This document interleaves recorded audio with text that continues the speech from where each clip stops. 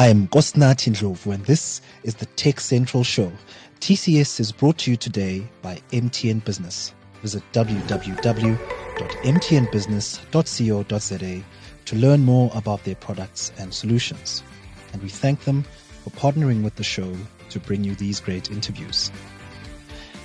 The irony of the social media age is that although there are arguably more ways to stay connected than there have ever been in human history, rates of loneliness, isolation, and even suicide have simultaneously skyrocketed.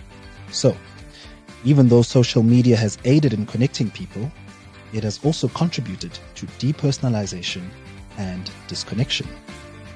A new wave of social media applications dubbed community apps have stepped in to solve this. Community apps aim to merge online activity with in-person meetups, with the view to driving more meaningful engagement by connecting like-minded individuals based on their interests. Sociable is a homegrown South African community app, and my studio guest today is Jason van Dyk, Sociable's founder, who's going to tell us more about how it works. Hello, Jason, and thank you for taking the time to speak to TechCentral today. Oh, it's a pleasure. Thank you so much for having me on. So, Jason, could you start by just telling us what Sociable is and what it aims to achieve? Sure. I think you touched on this a bit in the introduction there, but Sociable is a community-focused, events-based app. And we always say it that way because community is at the heart of everything that we do. The fact that it's an application and a platform is just the medium through which we're reaching people at the moment. But the community aspect is what we focus on most. And I think, as you touched on there, in this day and age, although we've been promoted that we should be more connected than ever, I think we all have a deep yearning for a bit of a stronger connection, a bit more of a real connection. And that's what we're hoping to bring to people. So as much as it's a tech platform, it's also a community platform. It's also an opportunity platform, as I like to say, bringing back opportunities for people to rediscover their cities, to rediscover their passions, to rediscover their friends, and to rediscover themselves as well. You don't have to be boxed into the picture that you have of yourself. It provides opportunities for you to really explore everything from locations to activities and friendships. So that's what we're building. Okay. And I mean, this is about people who want to build community. There are probably many ways to do that. What are the advantages of what are the advantages of using an app like Sociable? Sure. So I think the most important part of that is that everyone on the platform is looking for the same thing, and that's for things to do and that's for connections to make. So we're not a platform that's trying to serve everyone in every way that they need. We've got our niche and our focus, and everyone that's on the platform shares that. So it really offers the benefit of knowing that your audience is active, is engaged. We always speak about being influential, not an influencer.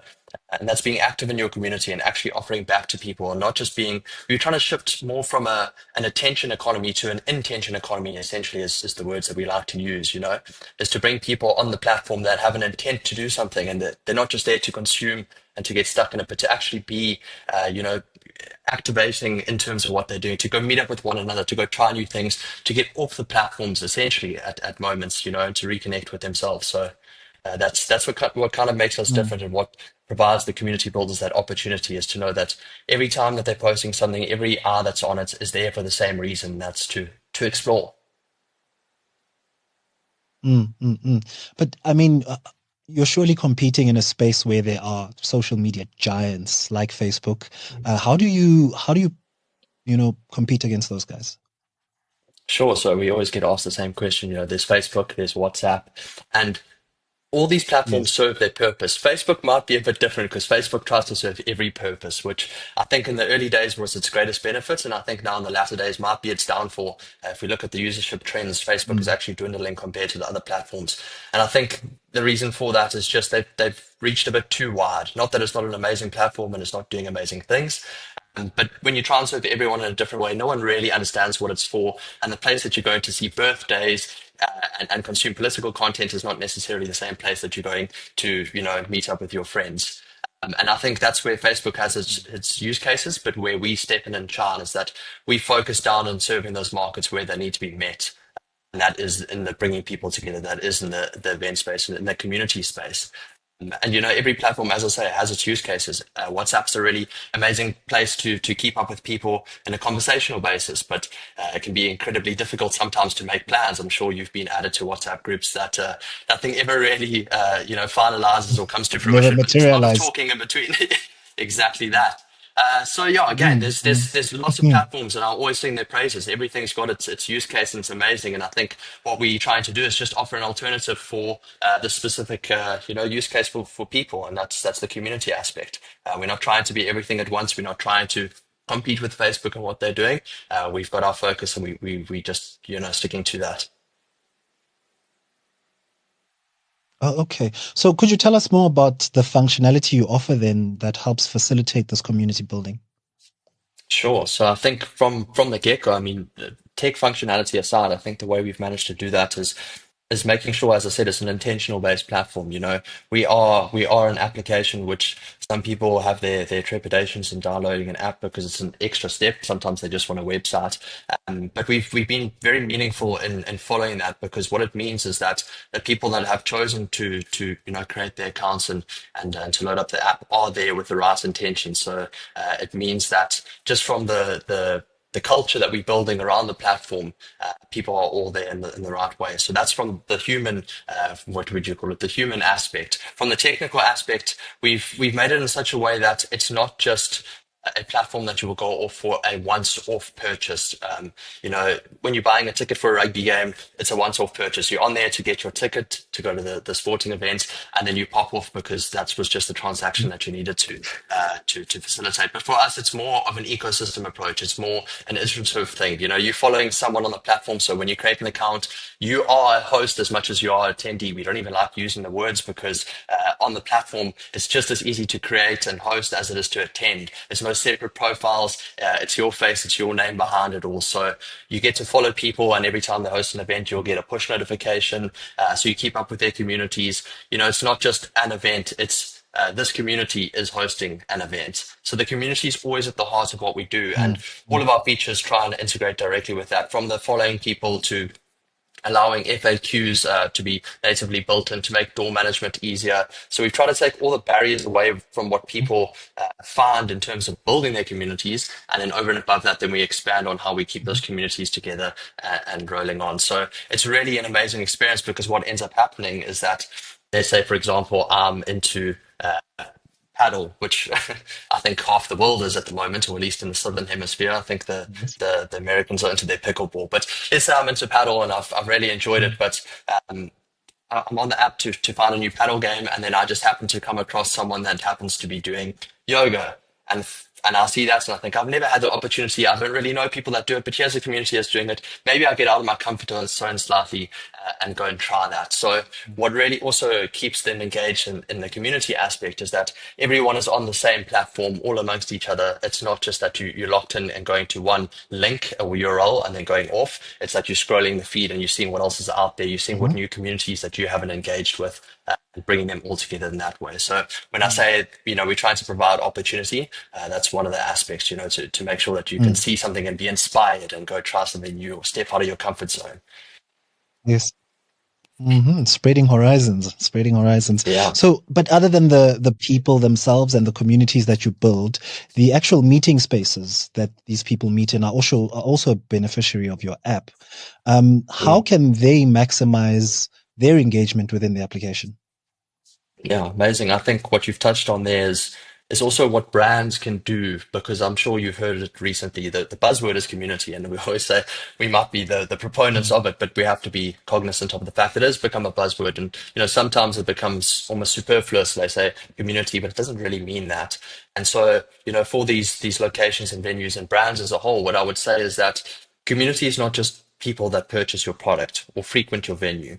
It's people that attach to your vision. It's people that engage with you and are intentional about doing that. So, from the coffee shops, for example, it wouldn't be to say just have a special and post it up or just have, say ladies nights and put it on the app. It's not that. It's engaging people with what you're doing and what they're doing. So maybe host a quiz night, maybe host a pop-up thing there, maybe find a running club. So we've got some amazing walking/running clubs that start at a coffee shop and then they'll do a loop and they'll end at the coffee shop. So, that venue gets all that foot traffic through it, but they're also attaching to a community and a purpose behind that.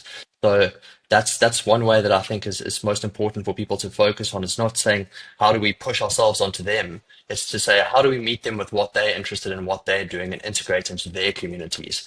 And in doing so, you end up building your own. Mm.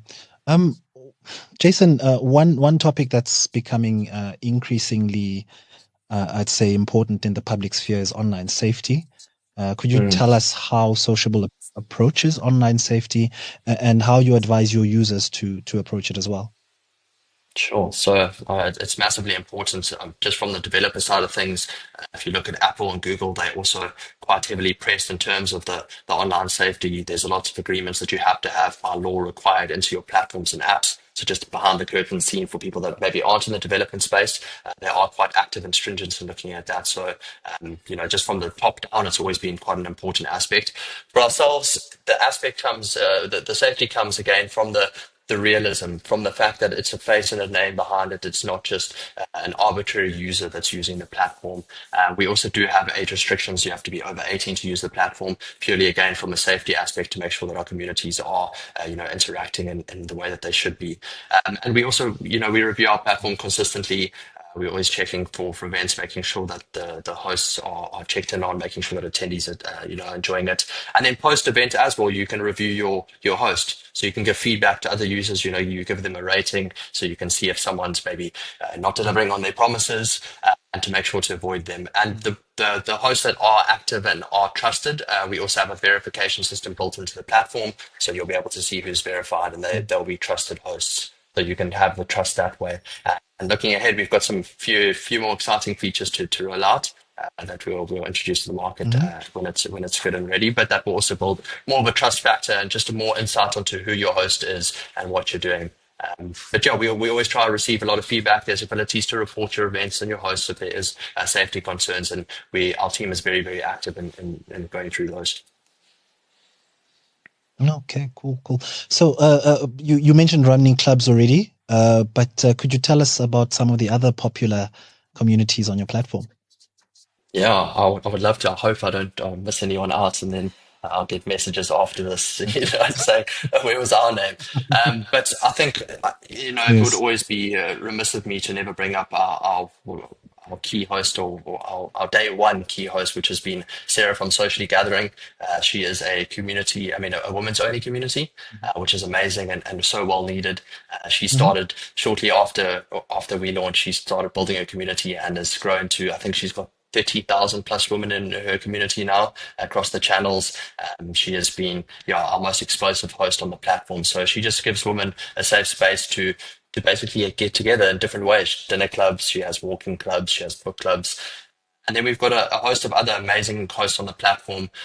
We've got our prom tram guys who do a running club every week in Cape Town, come rain or shine. And if you've been to Cape Town in winter, Mm. you'll know that come rain is a very realistic thing. And yet they're there every single Yes. week, and just an amazing running club. We've just got the beach club, the beach cleanups in Cape Town that have onboarded as well, which is amazing, to help the environment and build community. Also, That's Not Funny CPT comedy contingent has also just started hosting events on the platform, and they do a lot for the comedy scene here in Cape Town, award winning, as I'm sure they like to say. Hmm. So that's amazing. We've also got Yes. an up and coming movement wellness community, Hannah Habits. We've got our sub Cape Town people. As I say, there's more than I'm probably missing out on, and I would hate for them to do it. But hop on the platform and trust me, you'll see so many amazing hosts with so many amazing opportunities and activities.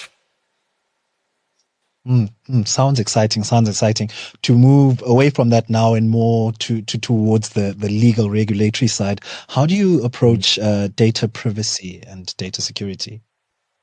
So again, very similar to the in-person protection side. The top down is quite strict and quite strict on these things, from Apple and Google side as well.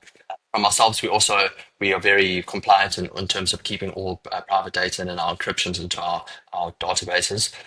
We do not share any information. I can't tell you the amount of people that say, oh, do we get a mailing list when we do this and we get that? And I said, that's not how you bring people together. You bring people together when they feel safe in the space, where they know that they're joining a community. They're not just being monetized or have their data leaked. So we're very, very strict on that. And so only what you input to share is what gets shared, your username and your name on the app if you decide to put that in. And then everything else is basically kept out of arm's reach. We're very strict on that. As I say, you can't promise people a place to meet other people and to find real again, and then basically use that as a platform to circumvent and share data or make money out that way. That for me is not the way you build strong, lasting communities. So yeah, we are very, very strict on that, and we keep it as need be. Mm, mm. So how much does it cost users to actually access the platform, and how else are you making money off it? Also, it's completely free, which is for me the most exciting thing because Mhm. I don't ever feel like I have to sell something Yes. to people. I just actually can speak honestly about the Mm, change that we're able to make in the world. So that's amazing. We obviously do have revenue mm, into it. But those are more for your larger communities that want mhm, certain features like recurring events or like banner images to stand out or increased promotional images in the app. mm, And so we have a subscription or a premium tier for that. But by no means is that necessary for people to have. And mhm, that's only from the hosting aspect. From the attending events, it's completely free, assuming that it's not a paid event, and that's up to the host discretion. But to get the app to see what's mhm, going on, to attend the free events, completely free, will always be completely free. We really are starting from the baseline of how do we bring people together? How do we make sure that people feel seen and heard and don't feel like they're trying to be consistently taken advantage of or monetized to. And so that's our promise is to always be free from that aspect. And then, yeah, we've got some other exciting features that build into our revenue models, but it's always a value focused, value first, introduction into the market. So if we're offering value, mm. at the end of the day, we're a business, and if we get a bit of commission off that value that we add, then great. But we're not here to try and just monetize communities. We really want to build them. Okay. Okay. Um, it wouldn't be an interview without an AI question. There is a Mm, growing prevalence of AI bots on the internet. You post something, and 3 seconds after you've posted, there's already a response, and you can tell that it's a bot. And they are growing in number on the internet. Are you seeing mm. any of this kind of activity on Sociable, and how are you approaching it? No, so fortunately we're not, and I think again that comes down to the culture that we've built. Also, again, we don't have a web-based platform, which a lot of these platforms do. So essentially, again, behind the curtain from the developer side, people will basically build an APIs that will just create accounts and let the bots run through the APIs to interact with people. Our APIs aren't open; they also aren't web hosted, so we do mitigate that aspect. It will never be perfect. People can always circumvent and find ways around it. But I think the intention behind the platform, it's not a consumer based platform. So, it's not text heavy and conversational heavy. It's more in person interaction. So just by the means of what we are as a platform, we do circumvent the AI side because AIs aren't meeting up with people in person. So, it's one of the Mm, things that as you know, being in the tech space, you're probably inundated with AI talk, as am I. And it's one of the things that I've been thinking out quite a lot recently is just, what the end game looks like or where this is going or where this is trending. So I was thinking, for example, if you look at the marketing campaigns that are being done and all the new AI video platforms that have just launched out or Sora and its updates, which is creating amazing video content from the aesthetic standpoint. And where does that go when all the adverts are now the highest quality adverts that you can get, where all the images for mm, socials are all the highest quality images, where everything that's being responded to is mm, from a chatbot and it's chatbots responding to chatbots. I'm sure you saw that Reddit forum where that the university ran a test on a subreddit and was basically just bots interacting there. So, at what point do we start looking at that and start wondering, where's the utility? What is real? If everything that you consume does come through this lens mm, of maybe that's not a person, do we really feel that we need to be on these mm, platforms? And do we really feel that we've got utility on mm, it? We spend hours and we don't even know if we spend mm, hours with people or stuff that people have made. It might have just been made through a processor. And so then, how does that filter into what we're actually doing, and what we're feeling back from it, and where we're getting those sort of human emotions from? And that for me has been a strong contingent in terms of, or a strong reinforcement in terms of what we're doing, because you can't AR this, you can't AR in person. There's nothing that can ever be done Yes. to replace that. And we'll know straight away. And so Mm. I think this has been the modern trend, which is quite interesting, is that we've evolved to the point almost that going backwards is actually innovation at this point. Taking it back to how we started is what people want. And which is, Yes. it's such a weird concept, because you Yes. think, innovation is always taking a step forward, but sometimes the step forward actually looks a bit like a step back. And, that's what we're trying to do, is stand at the forefront of Mm. the return to what we really want.